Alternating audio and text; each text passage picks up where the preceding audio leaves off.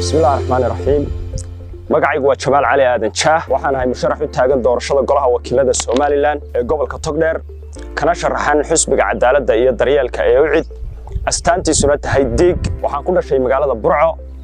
waxaan wax ku bartay magaalooyinka Burco Hargeysa iyo magaalada London waxaan cilmiga digriga koowaad ee jaamacadda ku diyaariyay cilmiga maamulka xisaabaadka iyo dhaqaalaha waxaan ka soo shaqeeyay shaqooyin badan oo kala duwan oo ganacsiga gaarka loo leeyahay iyo ururada samafalka labadaba waxaan madax ka soo noqday shirkado badan oo ganacsi waxaan sidoo kale aasaas ka noqday shirkado ganacsi iyo ururo samafal labadaba sidoo kale waxaan muddooyinkii u dambeeyay ka shaqeynayay wasaaradda caafimaadka ee boqortooyada Ingiriiska ee loo yaqaan NHS inkana waxaan ahay musharax u taagan doorashada golaha wakiilada ee Soomaaliland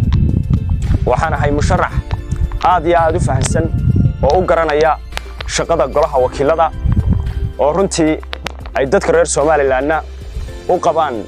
baahi weyn inay helaan gole sharci dejineed oo runtii u shaqeeya shacabka Soomaaliland oo u fuliya wakiilo uga noqda xeerarka kala duwan ee wadanka sidii uu u hubin lahaa u samayn lahaa una dhowri lahaa sharciyada dalka ulana xisaabtami lahaa xukuumadda iyo hay'adaheeda waxa aan ogsoonahay in golahani yahay gole aad iyo aad muhiim ugu ah qaranka Soomaaliland isla markaana inuu golahaasi noqdo golo ay soo galaan oo ay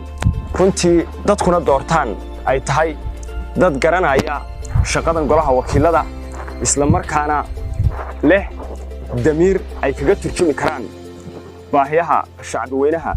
Soomaaliland guud ahaantood aniguna waxaan u taaganahay inaan maanta ka mid noqdo dadka golahaas ee sida weyn ugu shaqeeya abuurista iyo curinta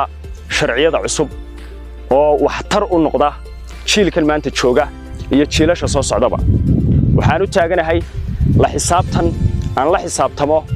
xukuumadda talada haysa iyo kuwa soo socdaba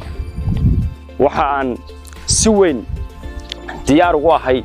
inaan noqdo matala dadka uu matalayo ee soo doortay laakiin aan matalin marba xukuumadda talada haysa waxa aan ballanqaad weyn ku sameynaya in golahaasi muddada aan joogo ee aan xilka hayo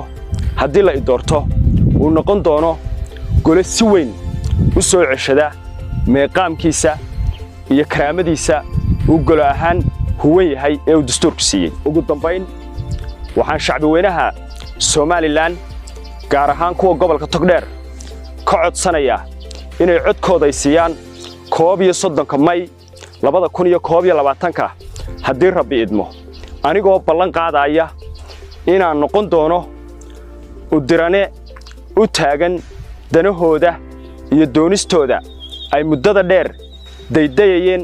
ciddii daryeeli lahayd. Assalaamu calaykum waraxmatullaahi